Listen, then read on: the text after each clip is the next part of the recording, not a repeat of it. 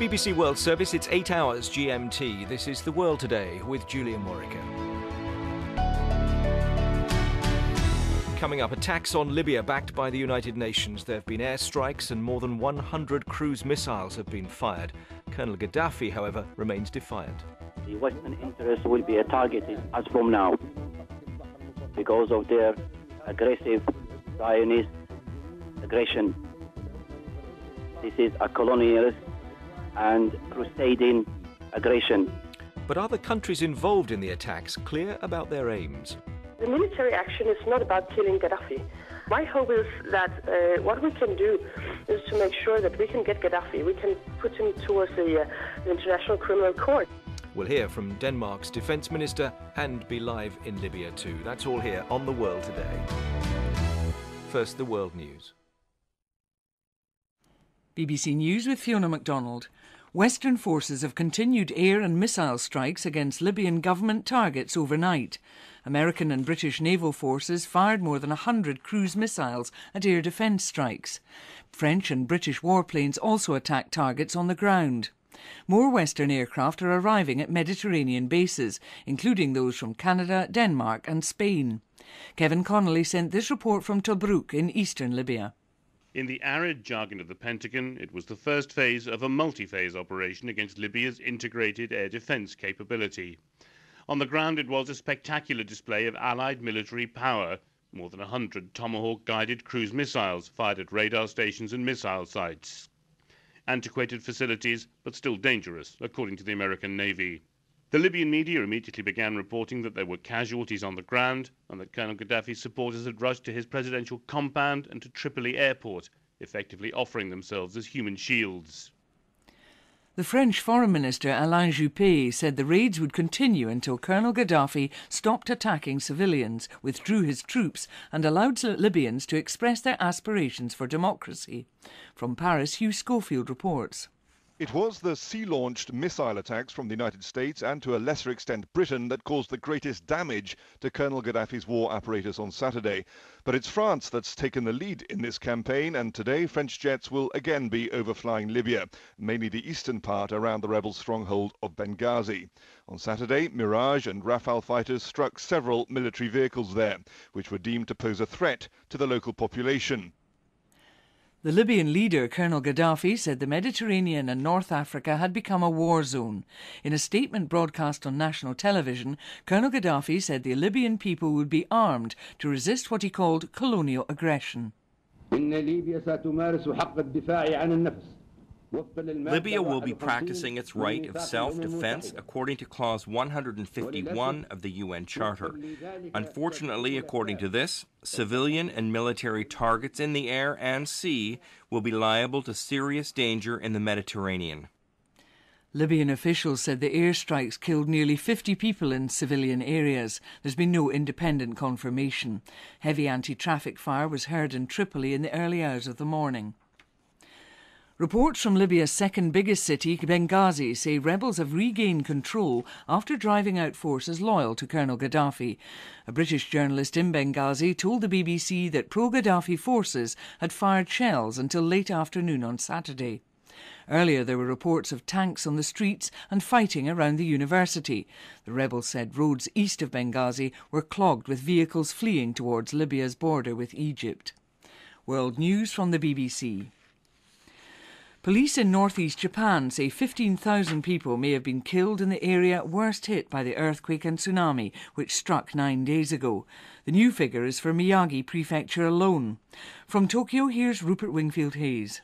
When the final numbers are in, it's looking increasingly clear that the death toll from Japan's earthquake and tsunami will top 20,000 people at least. It dwarfs anything to have hit this country since the Second World War. And some here are now starting to talk of the disaster in similar terms, of how, just like in 1945, people will have to start over again from scratch. It's a massive task that will take many, many years, but the immediate crisis is far from over. As many as 400,000 people are living in totally inadequate temporary shelter. They're cold and they have little food. The US ambassador to Mexico has resigned in a row over leaked diplomatic cables. The website WikiLeaks had revealed that the ambassador, Carlos Pascual, questioned the Mexican army's ability to tackle organised crime. From Mexico City, here's Julian Miglierini. Ever since the wires in which Mr. Pascual harshly criticized the Mexican security forces were released last December, his relationship with the Mexican government had been tense. In one of the wires, Mr. Pascual said the army in particular was slow and risk-averse and lambasted the coordination between Mexican institutions. This kind of criticism irked Mexican officials who did not hide their anger, and Mr. Calderón himself admitted that the release of the cables had caused serious damage to the bilateral relationship. The people of Haiti will vote in the second round of presidential elections later today as their country battles a growing cholera epidemic. Haiti is also struggling to rebuild itself after an earthquake more than a year ago which killed more than 200,000 people. The candidates are a former senator and a musician. BBC News.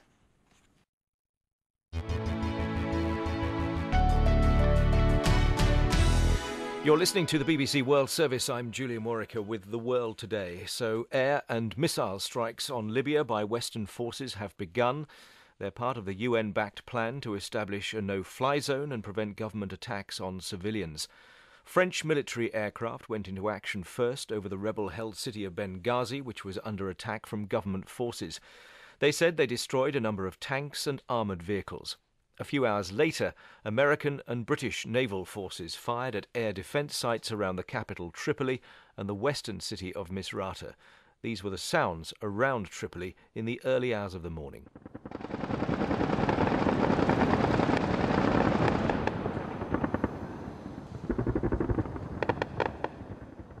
Well, this man lives in Tripoli. He says there's been gunfire close to where he lives. I have heard the anti-aircraft start shooting around 2:35 early in the morning, very heavily for almost 5 to 10 minutes, machine guns and all over the sky around Tripoli. Now it's quiet for the last 10 minutes. They are shooting very, very close to where I live. I'm not living too far from the home of Mr. Gaddafi. Well, Colonel Gaddafi appeared on state television late on Saturday to react to the military action, and this is what he had to say. This aggressive invasion has now become a ground for war. The Western interests will be targeted as from now because of their aggressive Zionist aggression. This is a colonialist and crusading aggression. Its aim is to declare a crusading war at large. The Libyan people is confronting and facing up to this aggression with victory, patience, and its belief in God. And is supported by citizens from the Arab nations, Muslim nations, and peoples from Latin America and Asia and Africa. To stand with the brave Libyan people to thwart this aggression. This aggression only makes the Libyan people more stronger and consolidate its will. Now we should arm all the masses, open the arms depots to defend Libya, its unity and sovereignty and pride. Well, President Obama has said the United States and other coalition countries had done everything they could to prevent military action, but in his mind there'd been no alternative. This is not an outcome that the United States or any of our partners sought. Even yesterday, the international community offered Muammar Gaddafi the opportunity to pursue an immediate ceasefire, one that stopped the violence against civilians and the advances of Gaddafi's forces. But despite the hollow words of his government, he has ignored that opportunity. His attacks on his own people have continued. His forces have been on the move. And the danger faced by the people of Libya has grown. I am deeply aware of the risks of any military action, no matter what limits we place on it.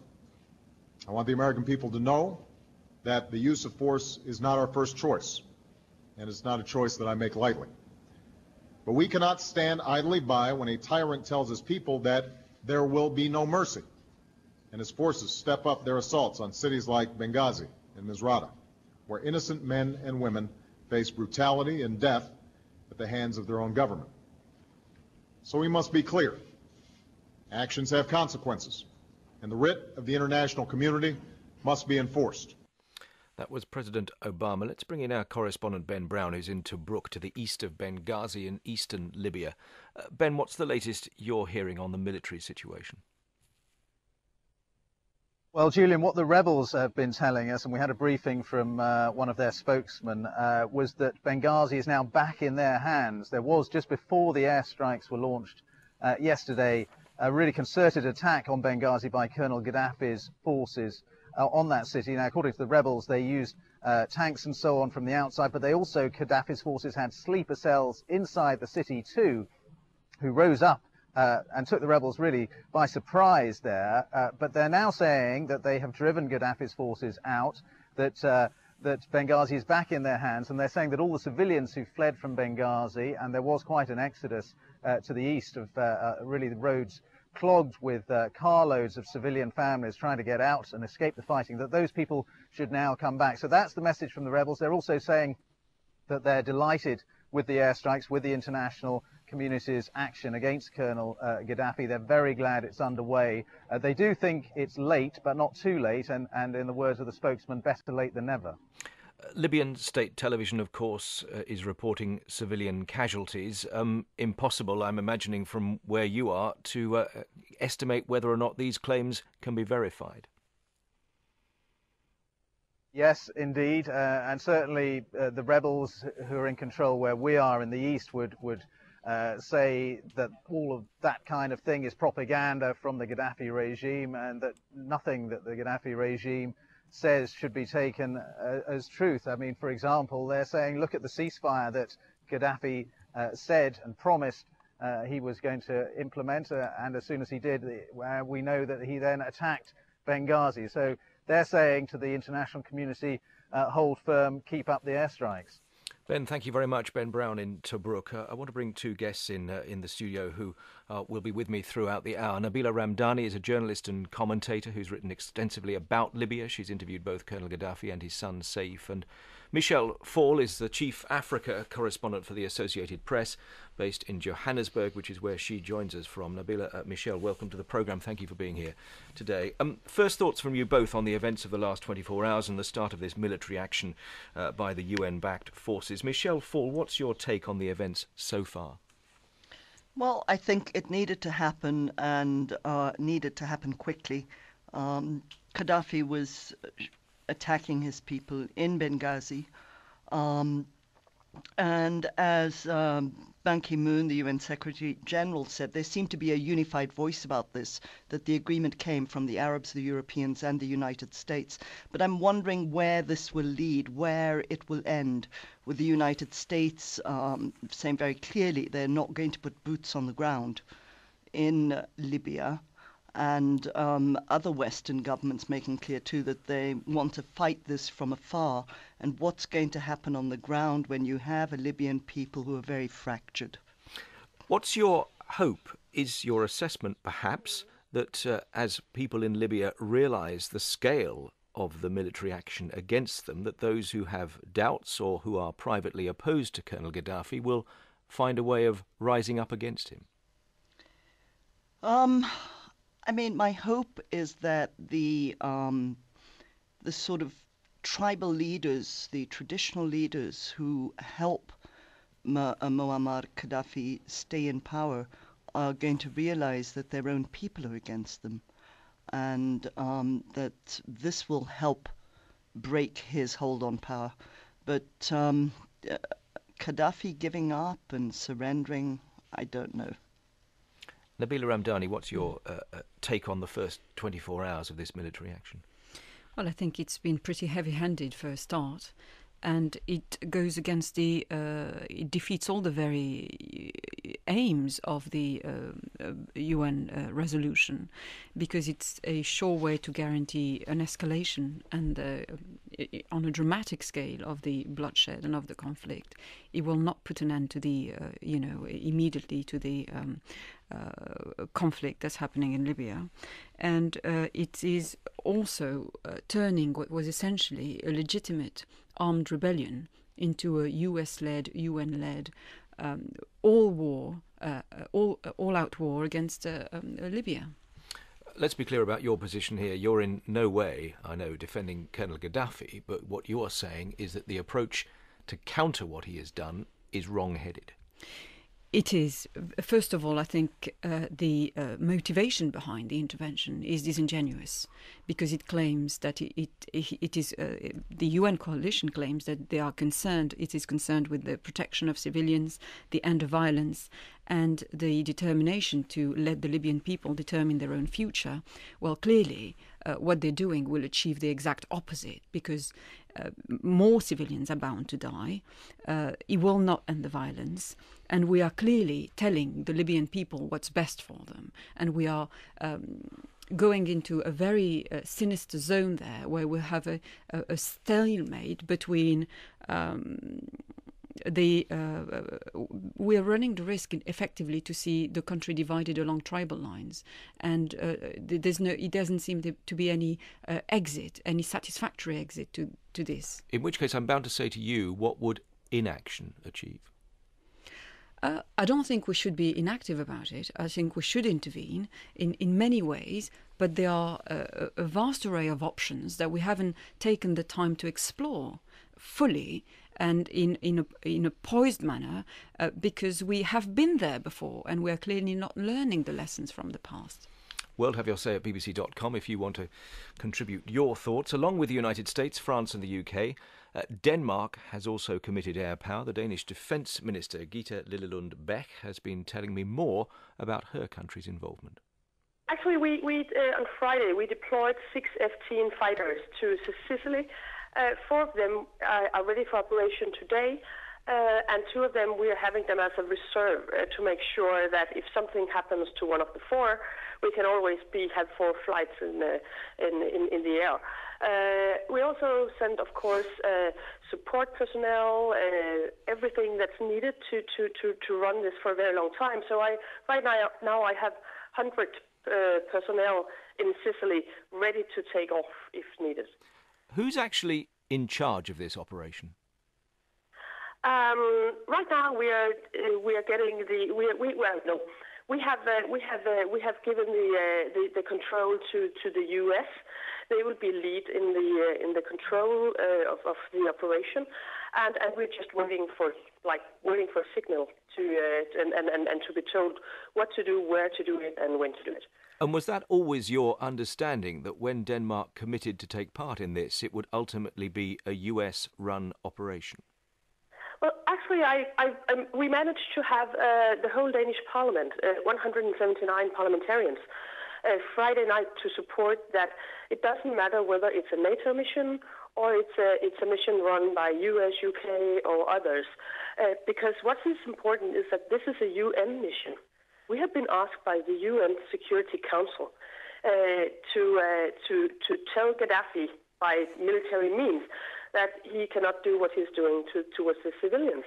So therefore, the Danish Parliament and the Danish government, we are very clear that this is a UN mission. It's not about NATO or other organizations.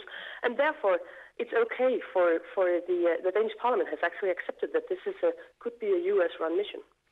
What's the end game here in your mind? When will you know you have achieved what you've set out to achieve?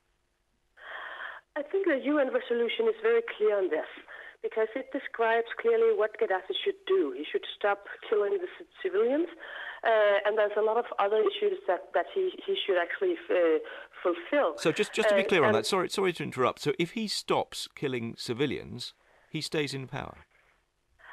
Not necessarily, because the UN resolution lines out a lot of other issues or requirements towards him.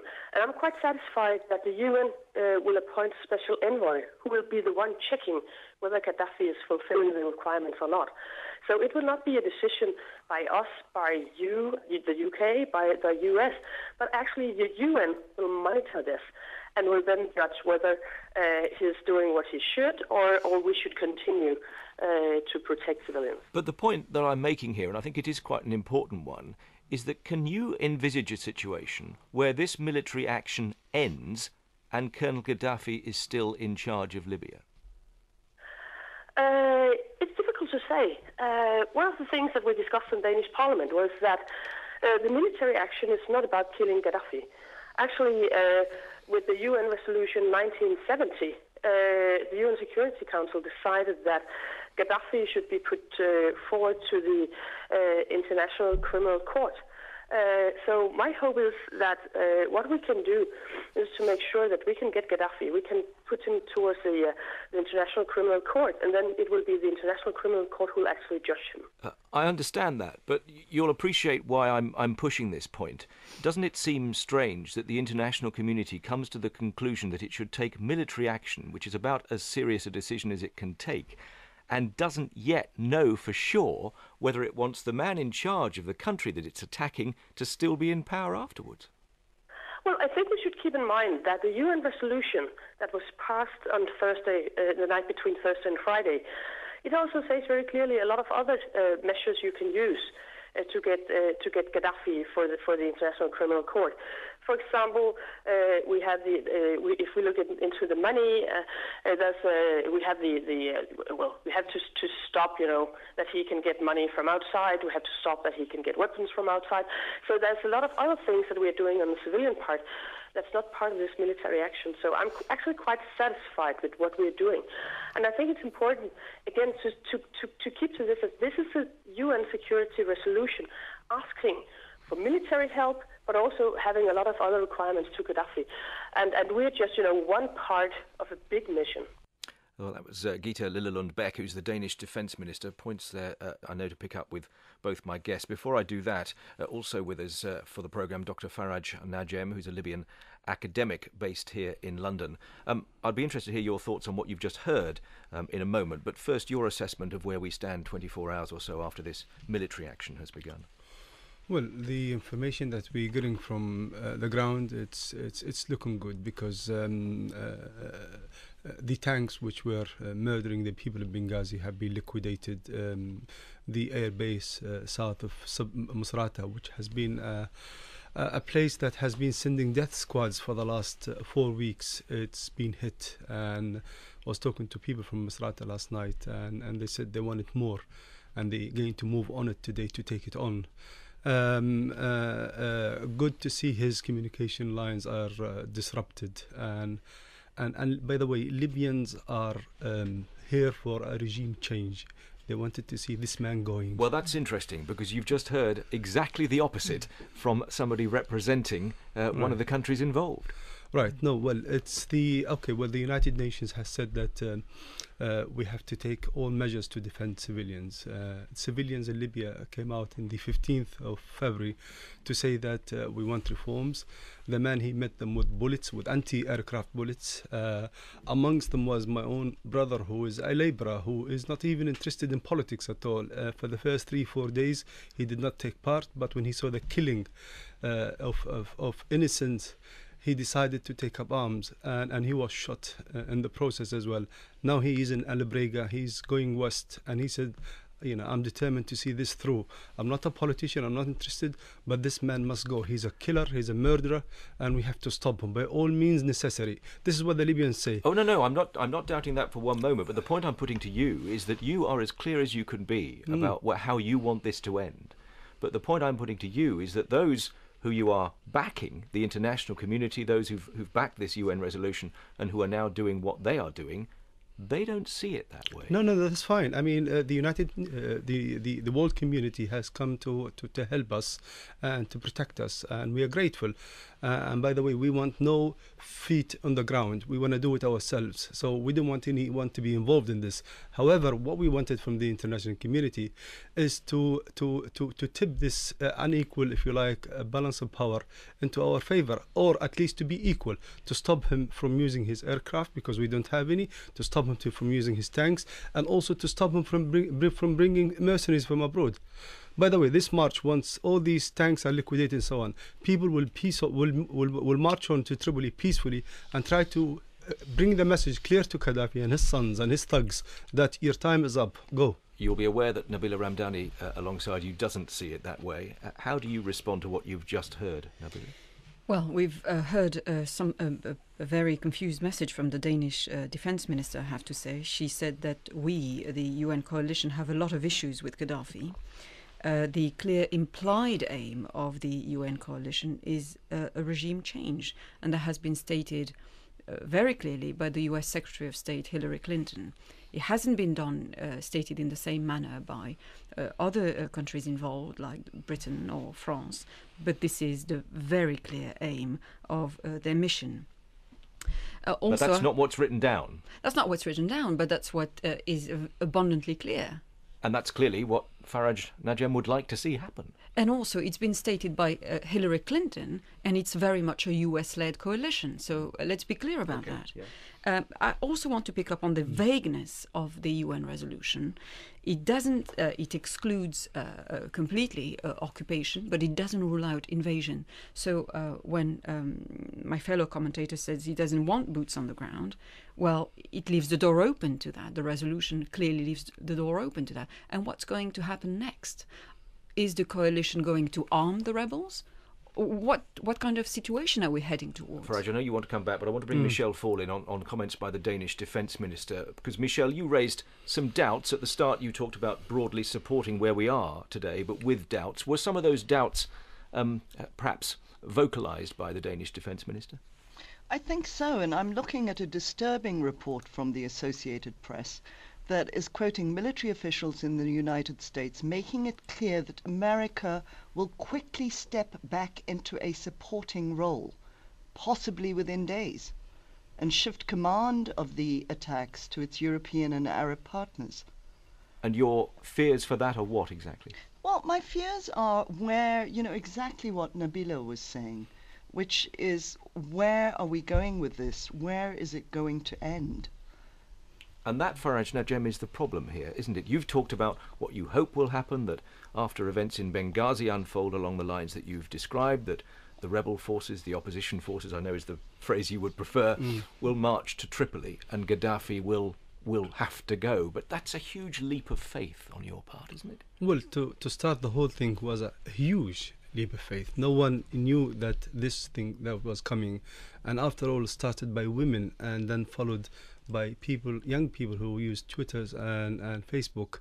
So it's a genuine revolt against a dictatorship, which we have a problem with. Can I just also say that from the outset that we weren't very keen on the Americans' intervention, and I'm glad to see that France, Britain are leading the way, because the Americans, we know, whenever they put their hands in something, they make mess out of it, and I'm glad that they are playing a second role. But again, although the Danish Defence Minister says they're in charge, just like Tony Blair played a second role in Iraq. Well, yeah. I'm glad you mentioned Tony Blair, because Tony Blair is a crony of Gaddafi, and we need to ask him lots of questions once he's gone. So was Sarkozy, but I think Sarkozy repented by doing what he's done now. I think it's going in the way that Libyans want it to go, by seeing the world obviously coming along their side. Okay, we'll have plenty more to discuss in the next half hour of this programme, rest assured. So please get in touch if you have any thoughts on what you're hearing from my various guests here in the studio. World Have Your Say at bbc.com is our email address. To SMS, it's 4477 86 20 60 80. This is the BBC World Service.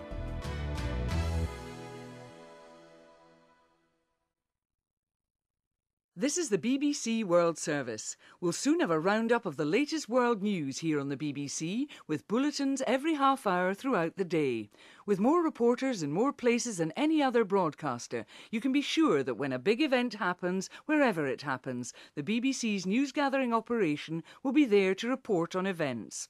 Our correspondents provide on-the-spot reports, insight and analysis of global stories from a variety of perspectives. Regional experts give a more in-depth picture of events, putting them into their wider regional context, enabling a deeper understanding of the background to the big news stories. You can find additional information to big news events online at bbc.com/news. Here you can read in-depth articles on countries and events, watch video clips, audio interviews and photo slideshows. Stay tuned for more news from the BBC.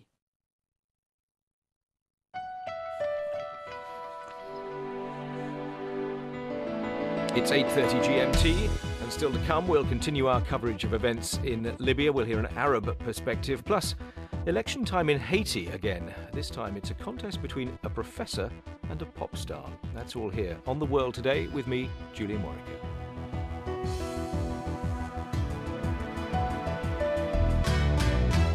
Now the latest world news. BBC News with Fiona MacDonald. Western forces have continued air and missile strikes against Libyan government targets overnight. American and British naval forces fired more than 100 cruise missiles at air defence sites. French and British warplanes also attacked targets on the ground. The French Foreign Minister said the raids would continue until Colonel Gaddafi stopped attacking civilians, withdrew his troops and allowed Libyans to express their aspirations for democracy. The Libyan leader, Colonel Gaddafi, said the Mediterranean and North Africa had become a war zone and warned that military targets and civilians in the region could be hit. He said the Libyan people would be armed to resist what he called colonial aggression. Libyan officials said the airstrikes killed nearly 50 people in civilian areas. There's been no independent confirmation.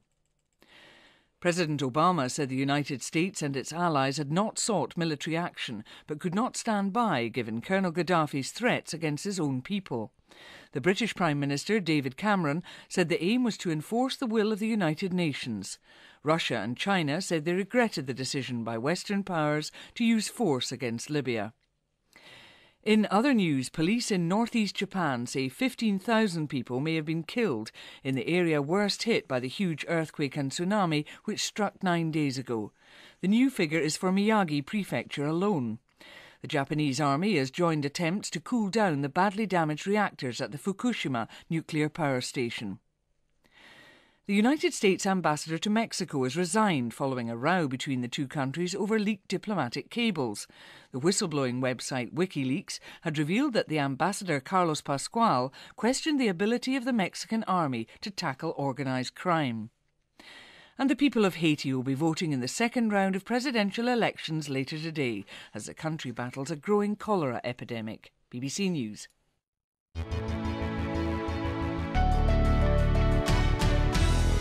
You're listening to the BBC World Service. I'm Julian Warwick with The World Today. With me throughout the programme, Nabila Ramdani, journalist and commentator and expert on events in Libya. Michelle Fall, Chief Africa Correspondent for the Associated Press, based in Johannesburg, is with us in South Africa. And also here, Dr. Faraj Najem, who's a Libyan academic based in London. Now, air and missile strikes, as you'll be aware, by Western forces are continuing against Libyan government targets overnight. American and British naval forces fired more than 100 cruise missiles at air defence sites. Explosions have also been heard across Tripoli. This man, who wants to stay anonymous, says he was visiting a friend's farm near a military base when he heard missiles exploding. Thanks God it's not really innocent people being hit or something, but it's just the happiest time in my life. As he goes, man, nobody will do anything really. Everybody be happy together. They're just waiting to hear the news he's going. Well, Libyan state television has claimed that more than 40 people have been killed and 150 other civilians wounded in air attacks. The BBC and other media organisations have been unable to verify this. Eyewitnesses say that Colonel Gaddafi's forces have been continuing their offensive against the anti-government protesters. This doctor is in Libya's third largest city, Misrata. We have 16 dead and 46 injured person. Beside those who we couldn't recover, by the ambulance, we have positioned snipers on high buildings, civilian building, and they started to shoot randomly on civilians, on the rebels. Well, as the Libyan conflict appears to be entering a new phase, Stephen Henderson from the International Committee of the Red Cross has urged all sides to respect civilian lives. We're extremely worried. This is an armed conflict that is turning international, so the escalation these past days is extremely worrying from our perspective for the civilian population on the ground, basically. There are military operations going on in different places, so this is a general message to all parties involved in this complex armed conflict that all civilians need really to be respected. Well, we can speak to the BBC's Alan Little, who's in Tripoli. What's the latest from there, Alan? Well, fighting talk, of course, from Colonel Gaddafi, who said after the first wave of airstrikes that this had turned the Mediterranean into a war zone, that it was a crusader imperial attack on all of the Libyan people. He said he was going to open the country's weapons stores to the Libyan people so that they could defend their country. Tripoli, though, seems very calm, almost normal. A lot of tension, of course, because of what's happened. But overnight we heard from our vantage point here in the hotel that the Libyan government has housed foreign journalists in, no explosions, nothing audible, no audible or visible sign of the war, except for at about 2:30 this morning there was quite a loud barrage of anti-aircraft fire from at least 2 anti-aircraft batteries nearby. But it was all outgoing, no incoming. It lasted about 20 minutes. So the Libyan government claims that a civilian area of Tripoli itself has been hit. The Speaker of the Parliament said that the hospitals were filling up with the wounded, that ambulance crews were trying their best to save as many lives as possible. But it's not possible for us to independently verify whether that's true or not, at least not yet. I was struck as well, because I saw one of your television reports yesterday, of the strength of feeling of Gaddafi supporters and the preparedness that they are prepared to go to demonstrate that level of support. Yes, and it seems to those who genuinely love Muammar Gaddafi, and there are many of those people, that the more isolated he becomes, the more he stands alone against an unjust world in his version of events, the more intense and passionate their loyalty becomes. Thousands of people turned up at his residential compound yesterday. They were allowed in through the gates, and we went there with them, and they said they were willing to stay there all night, to be willing human shields, to die alongside him if necessary. And I didn't really doubt their sincerity. I don't think they were bussed in the way that we've seen in many other places. They'd come voluntarily, they were highly excited, highly committed to it. But one wonders about the millions here in Tripoli and elsewhere in the country who don't take part in these demonstrations, who simply go about their private lives very quietly, keeping their own sentiments and their own thoughts in the privacy of their heads. You don't hear their arguments. All arguments apart from the one that defends Colonel Gaddafi to the death are silenced in this prevailing atmosphere of patriotism and loyalty to the individual, because they're the same thing now. Colonel Gaddafi, the person of Colonel Gaddafi, is merged with the fate of the nation, and any attack on him in this prevailing atmosphere is an attack on Libya itself. So one wonders to what extent this publicly voiced loyalty genuinely reflects the sentiment of the country. Alan, thank you. Alan Little in Tripoli, raising an interesting point which Dr. Faraj Najem is perhaps best put in your direction. The first point that Alan made, acknowledging those huge doubts that remain over what he regards as the majority, whose views we don't know because they can't vocalise them necessarily. But the risk that this will turn out to be counterproductive, that those who are in two minds will see their country with the Gaddafi name across it being attacked and will naturally move towards him. No, I don't think there is any doubt that the overwhelming majority, I can safely say, that they are in favor of change and they wanted to see a speedily but peaceful end to this. How do we know that? How do we know it's an overwhelming majority? Well, it's the cities. Look at them. I mean, your correspondent talked about these people going into Gaddafi's residential, and I saw them last night. I don't think there are more than 400 or 500 people, and I believe there might be genuine supporters of Gaddafi. But Tripoli has a population of 2.5 million. 40% of Libyans live in Tripoli. We have not seen these people coming out in support of Gaddafi. And they made it very clear. Actually, in the early days of this uprising, they all came out against the regime until he started firing at them. So all in all, even those who do support Gaddafi, I aspire for a country whereby these people will be allowed to express themselves and to say whatever they wanted to say, along with everyone else, not like the status quo that it is in Libya right now. I'm going to bring a voice in from Tripoli who is a supporter of Colonel Gaddafi in a moment. Just before that, Nabila Ramdani, can you put a figure on it? I mean, we talk here about an overwhelming majority. You've been there, you've interviewed Colonel Gaddafi. Can you sort of read between the lines here? But that's a crucial point, because it's we have a very blurred picture. But what we know is that where you discussed Tripoli and you said there's 2.5 million people, there's more people in the West as well. We know these are the strongholds of the Gaddafi regime. No, they're not. They can't be. Look, the second city of Libya is Benghazi, totally against Gaddafi. The third biggest city in Libya is Misrata, totally against Gaddafi. And Tripoli, which is the first city, has not been allowed to vocalize its opinion of Gaddafi.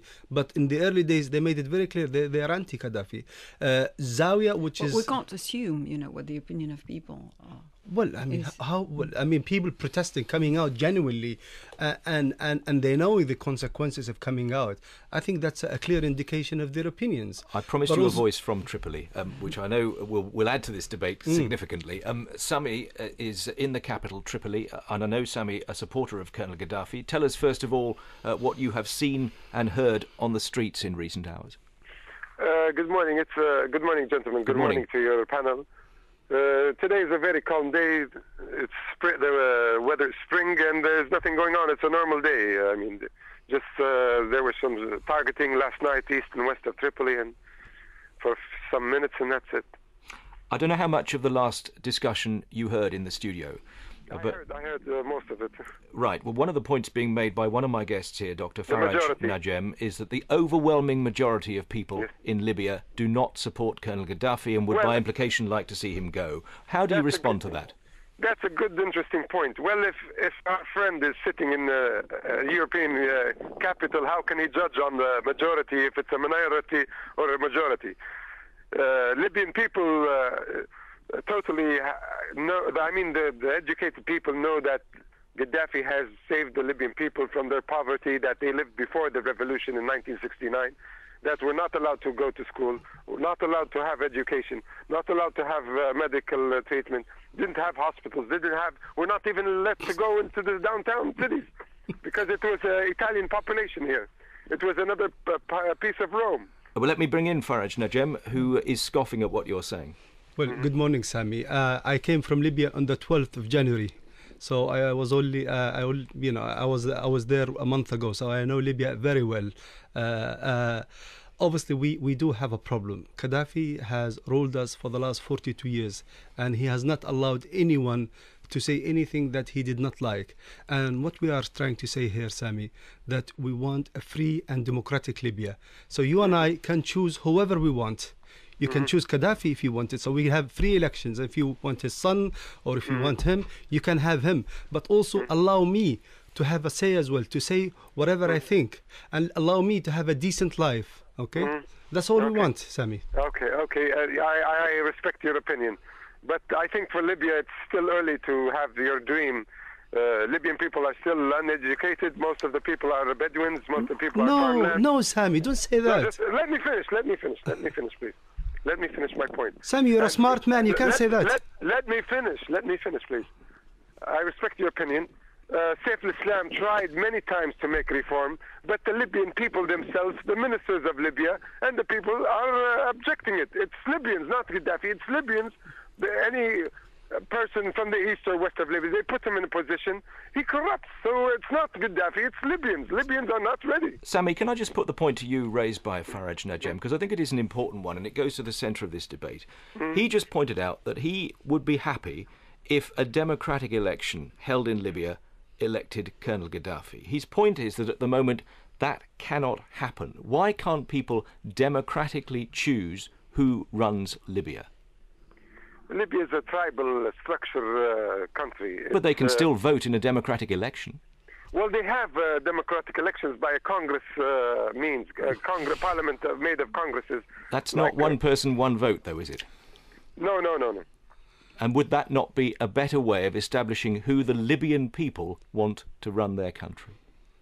Well, they are running. They choose their prime minister. They choose the municipality ministers. They choose, but the Libyans are not ready. They don't have the experience, political experience. They don't have the capability. Our country is only 30 years old or 42 years old since the king. Okay. You're comparing it to the United States revolution in 17 whatever. I promise you, I'm not making any comparisons to the United States. No, Nabila, these people. The other Libyans abroad are comparing Libya, that is 42 years old, to a country that has been going on for 250 years. Let me bring two more voices in for you to hear. Nabila Ramdani, a quick thought on what you've heard from Sami, and then I'll bring Michelle in as well. Well, first of all, I have to point out that the fact that the Libyan population is highly educated. It has the highest literacy rate in North Africa. It's a very well-educated population, and Sami is very articulate. He clearly knows what he wants, and I'm sure the other Libyan people know what they want. And we are clearly seeing that a number of people in Libya are challenging very openly and very aggressively a regime that they cannot stand anymore, because it's clearly a sinister, ruthless regime. We do not have to prove that. It's very well documented. I think we have to come back to the critical point, though, about what is the scale of the protest? What is the scale of the dissent? Do we have a critical mass, challenging Gaddafi or not? And that is a war of propaganda between pro and anti-Gaddafi, and we have a very blurred picture on that point. Michelle Fall, I'm very interested to hear your perspective on the debate that is going on here about a North African country, listening as you are from a Southern Africa country, but you've already made the point several times throughout the programme how debates like this could be held about any number of sub-Saharan African countries. Well, yeah, and we're already seeing dissent among the Africans, even though all three African countries with temporary seats at the Security Council voted for the UN resolution. I'm looking at a report here that Mauritania's leader, this is a military leader who led a coup against a democratically elected government, then held elections and won them last year. He's now claiming that an AU panel set up to facilitate dialogue among Libyans is rejecting any kind of foreign military intervention in Libya. Now, that's not correct, because South Africa, which heads that panel, voted for the resolution, though I'm hearing that there was disagreement even among the South Africans themselves. And South Africa's President Jacob Zuma's representative is due to travel to Libya in the next couple of days. I mean, the hope was that they would engage all parties there and facilitate a dialogue among them. That may be too late now. Are you still of the impression that trip will take place? I don't have a clear idea on that, but clearly there are many African leaders who, like Gaddafi, have repressed their populations for decades, leaders who use state-sponsored violence to stay in power, who are very fearful of what is happening to the north. I'm going to bring another voice into the mix, and I know Sami's still on the line from Tripoli, and we appreciate you staying there, Sami. Daniel Kaczynski is a Conservative Member of Parliament here in Britain. He serves as chairman of the Saudi Arabia All-Party Parliamentary Group. He's also the Libya All-Party Parliamentary Group member as well. Welcome to the programme, Daniel Kaczynski. Good morning. Good morning. First of all, your assessment of the UN action so far. Well, I think it's been unavoidable, and I'm very pleased that the role that our Prime Minister has played in ensuring that we have a UN resolution for a no-fly zone. If it hadn't taken place, as we are speaking now, there would have been a massacre of the people of Benghazi, and tens of thousands of innocent civilians would have been killed. The risk, though, is that there are going to be civilian casualties as a result of the action now being taken. Well, we can't simply. This is a country very close to our shores, with historic links to Europe. We simply cannot stand by and watch this brutal dictator repress the people of Libya and unleash all the weapons that he has at his disposal against them. I have to say, I was staggered by what the gentleman said. I think his name is Sami from Tripoli. Yeah. He almost inferred that the people of Libya are somehow inept and incapable of participating in elections. How derogatory is that? I mean, if the Tunisians and Egyptians, their neighbors, are able to set up democracies and start fledgling civil societies, why on earth can't Libyans? I think that sounds as condescending. Let me, before Nabila, you have your say. Let me bring Sami in, because I know Daniel Kaczynski, you said it before you came on that you're happy to speak to Sami. Sami, you've just heard what Daniel Kaczynski said. He's a member of the British Parliament. He supports the action taken by the United Nations. What do you say to him? Okay, I say to him, first of all, the reports that the media made are completely wrong. There was Which no media? there was no attack on civilians. The attacks were made on people that had arms in their hands. They had missile launchers, they had Kalashnikovs, they had grenades, they had aircraft artillery, and they were invading west towards Tripoli, and they started attacking the villages on the oil refineries. So how do you want the Libyan government to respond to that? To give them flowers or invite them for dinner? So the army had to intervene, and the army intervened very late. Very late? So and then there was an agenda by the Arab media, by Egypt, and by Al Jazeera, based in Doha. I wonder... They attacked Libya with wrong message to the world. And the United Nations and the Western leaders made a decision based on false media. Sami, hold on, because I was inviting you to ask a question of Daniel Kaczynski, and I'm not sure we've quite had that. Daniel Kaczynski, come back on what you've heard. Well, I'm amazed that I wrote a book. I wrote a biography about Colonel Gaddafi last year. The first time a Conservative MP has written about an Arab leader for about 50 years. And I have to say that in the course of writing my book, I interviewed many, many people, both in Libya and in the United Kingdom. And the book actually chronicles the extraordinary human rights abuses over the last 4 decades. We are only talking about what's been happening over the last few weeks, and the brutality of this regime has been shown on our TV screens. Actually, a lot of the extraordinary, excessive oppression, which has happened over the last 4 decades, hasn't been reported adequately because there hasn't been the media attention and focus. But anybody who reads my book will see that this is a man who has stayed in power through brute force and oppression. Okay, the point... And should not, this in the modern era, should not be tolerated, should not be accepted. Let me just establish another point with you, and then I'll bring other guests in, because this is an important point of principle, isn't it? You've just effectively outlined the reasons for this action to be taken because of the nature of the regime in Libya. Now, you know as well as I do that there are any number of other regimes, and Michel Fall has pointed to a few in other parts of Africa, where you could make very similar arguments about the people running those countries and the level of brutality that they have carried out against their own citizens. So why is Libya different?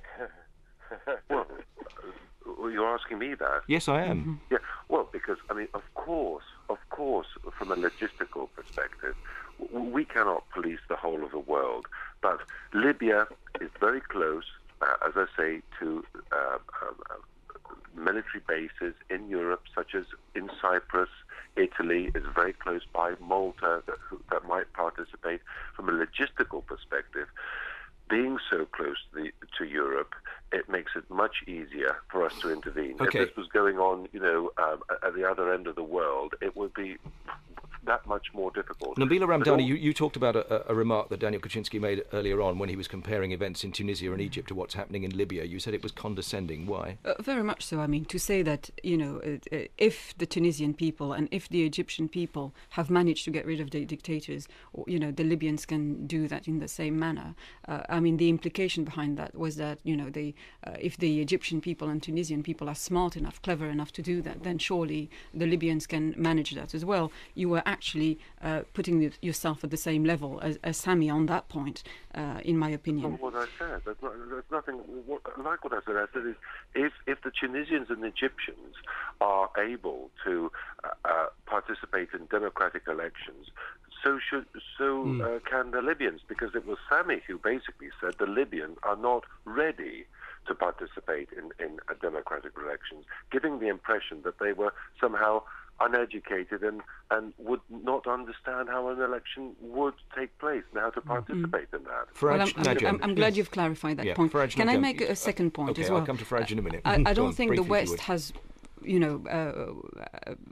has waited for your book to enlighten, us about the legacy of the, Gaddafi regime. It's very well documented.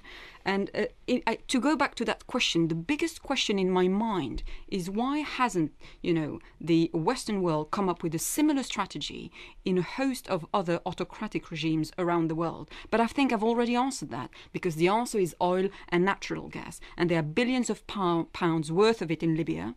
Companies including Shell and BP were starting to exploit it very nicely under Gaddafi, but his new pariah status will of course make this impossible, and that's why they want him out. A brief answer to that, Daniel Kaczynski, before I bring Farage Najem back in. Well, that's an argument that many people always try to use. Well, it's only because it's oil that's why we're interested. But isn't that the reality? Wasn't that the reality in Iraq, for example? I think that's very cynical and very disparaging. Excuse me, wasn't that the reality in Iraq? Quite frankly, I take great offence at that when British service personnel are prepared to give up their lives to protect. They have the option not to. Benghazi, to make such a statement like that, it shows great disrespect. And it shows ignorance of past mistakes we've made. Hold on, Farage Najem. Okay, Michelle, I'll come to you in a moment, I promise. Farage Najem. Well, can I just say that I am in total agreement with Daniel and what he said, so I totally applaud what he said. But just to respond to my brother Sami in Tripoli, saying the Libyans are not ready to govern themselves, as it were. Let me just remind everyone else that Libyans, they're the first people to gain independence in North Africa in 1951. That's if the Egyptians obviously said their independence was in 1952. Libyans fought World War I against the British, but fought with the British and the other allies in World War II, and they exposed the Germans and the fascists. And made victory easy for them in that part of the world. Libya, Tripoli, as everyone knows, is the fourth oldest capital in the world. Libyans have the fourth oldest university in the world. And I don't think all that makes Libyans less capable of running their affairs. But also we did have, if you like, a parliamentary quasi-democracy from 1951 until 1969, before the coup that Gaddafi orchestrated in toppling King Idris. So there is a precedence, there is an experience of free press, of some sort of democracy, and there is a civil society, which Gaddafi sadly in the last 40 years has critically suppressed. I think there's broad agreement on that point in the studio. Absolutely. Michelle Fall. Yeah, I would ask of Mr. Kaczynski why, for example, we don't have a military intervention in my country, in Zimbabwe. Robert Mugabe killed more than 20,000 of his own people in the 80s. Since he lost elections 3 years ago, he's killed more people than Colonel Gaddafi has, just in the past 3 years, or as many as we know Colonel Gaddafi's forces have. So why isn't there a military intervention then in Zimbabwe, which does not have oil? Well, there have been more discussions in the House of Commons on the situation in Zimbabwe, I would recall, than probably any other country in the world. They have, but they haven't led to action, have they? My former colleague, who's retired now, Sir Nicholas Winterton, did a great job in always promoting the requirement for the United Kingdom to stand up for Zimbabwe. I think I go back to my earlier comment. Zimbabwe is logistically, it is so much further away than Libya, and also we do as a former colonial power. If we were to intervene in Zimbabwe, Mugabe would state very, very clearly this is the Western imperialists who are trying to yet again get a stranglehold on Zimbabwe. Okay. It's a very, very different scenario. I, by the way, always caution against British military action. I was against the war in Iraq, desperately against it, as were other conservatives. But on this occasion, I just feel that with all my friends in Libya, I suppose I've just become, rather emotional about seeing all these pictures. I'm going to have to. The repression, it just has to be stopped. I'm going to have to. We can't allow a bloodbath on the periphery of Europe. Daniel Kaczynski, I'm going to have to bring matters to a close at this point and say thank you for coming on. Faraj Najem, thank you very much. And Nabila Ramdani, thank you. And Michelle Fall in Johannesburg, likewise. And thank you for listening and getting in touch if you did at any point during the last hour. Stay tuned to the BBC World Service for all the latest developments in Libya throughout the day.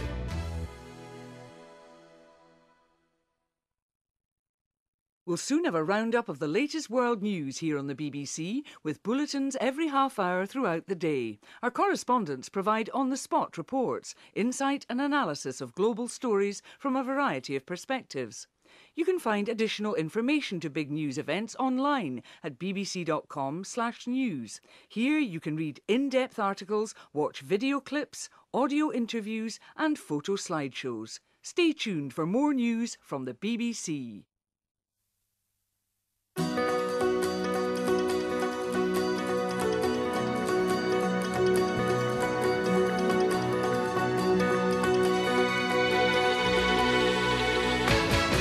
This is the BBC in Naples, Tel Aviv, Perth, Accra.